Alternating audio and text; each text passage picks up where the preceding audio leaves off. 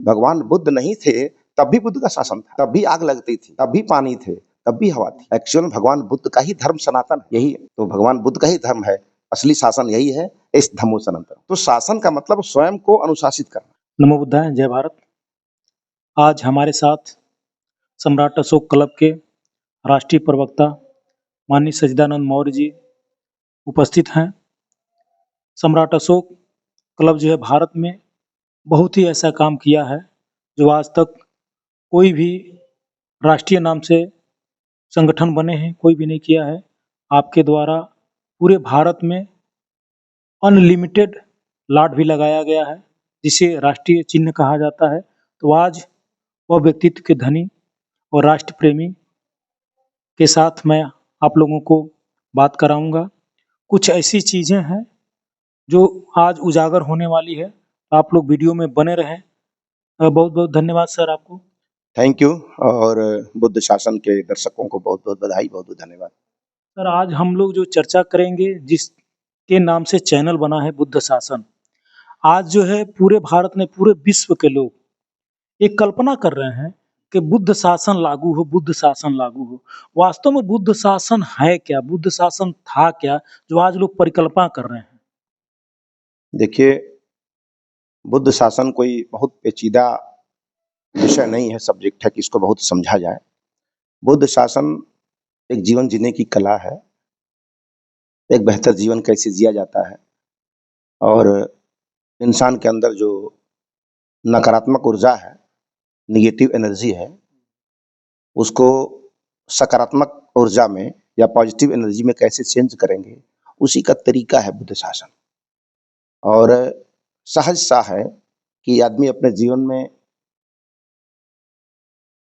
कुशल कर्म करे, अकुशल कर्मों को छोड़ता चला जाए और मन के अंदर जो विकार है उस विकार को धीरे धीरे धीरे धीरे परिमार्जित करता चला जाएगा तो अपने आप उसका जीवन बेहतर चला जाएगा।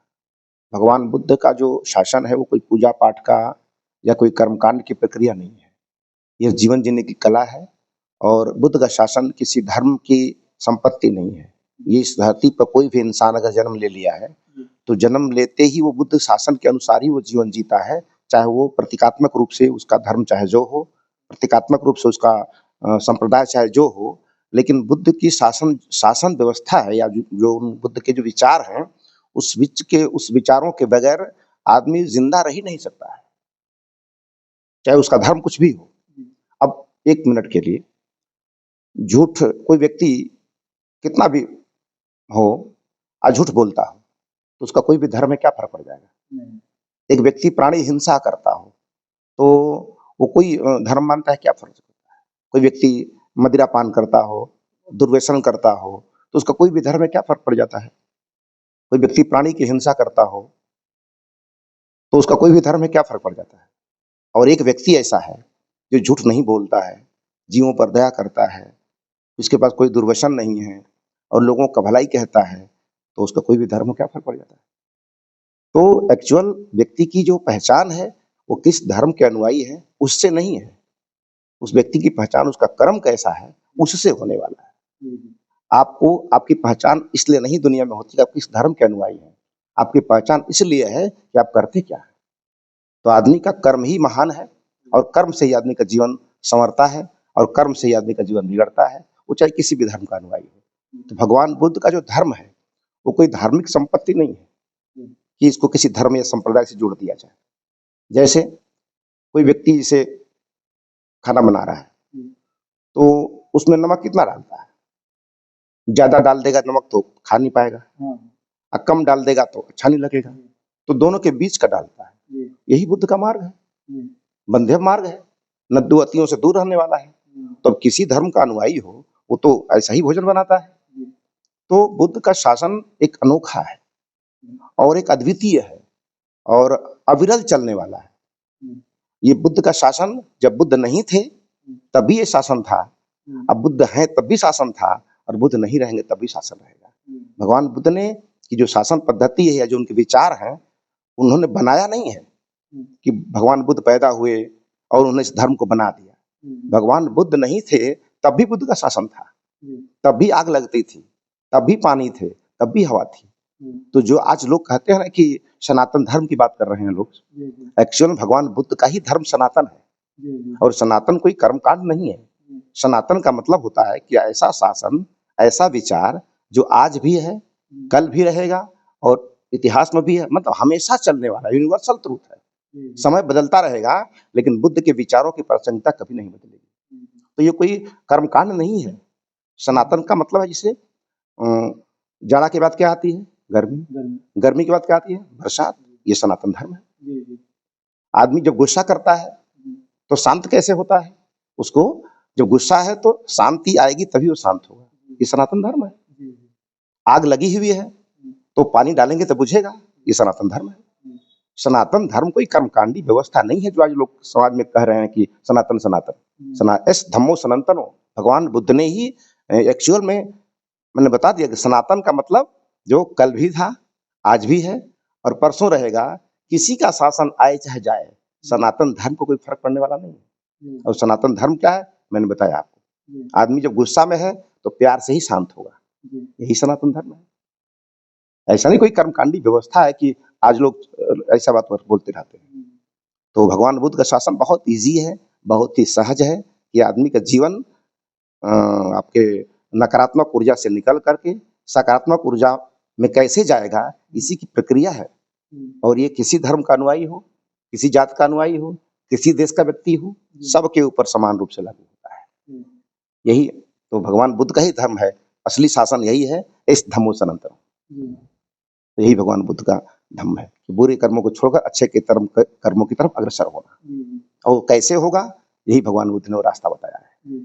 अभी जो कल्पना लोग कर रहे हैं बुद्ध शासन का, तो कभी-कभी शासन का मतलब हो जाता है किसी पे राज करना, ऐसा हो जाता है। क्या कभी-कभी ऐसे भी होता है क्या कि लोग कहते हैं कि बुद्ध का शासन या बुद्ध राजा होते ऐसा थे, तो किसी से जोड़ते हैं क्या इस शब्द को? एक्चुअल में आदमी शासन शब्द को अपने परिभाषित करने लगता है।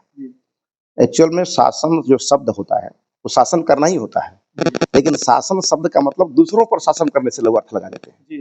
एक्चुअल में शासन शब्द का मतलब खुद पे शासन करना है कि आप खुद पर शासन कैसे करेंगे। अब आपको 4 बजे भोर में उठने से स्वास्थ्य अच्छा होता है। अगर उठ जाते हैं तो आप अपने पर शासन कर रहे हैं, और 9 बजे तक सोते रहते हैं तो आपका खुद पर शासन नहीं है। ठीक है, तो आदमी जब तक स्वयं पर शासन नहीं करेगा तब तक दूसरों पर शासन कैसे कर सकता है।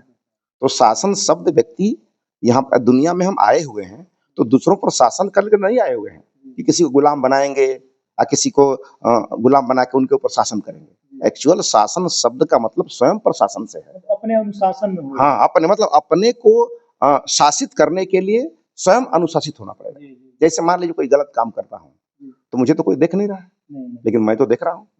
मैंने कोई शराब पी ली है तो दुनिया भले ना देखे, लेकिन मैं तो देख रहा हूँ। तो जब मैं खुद से झूठ बोल सकता हूँ तो दुनिया से कैसे सच बोल सकता हूँ।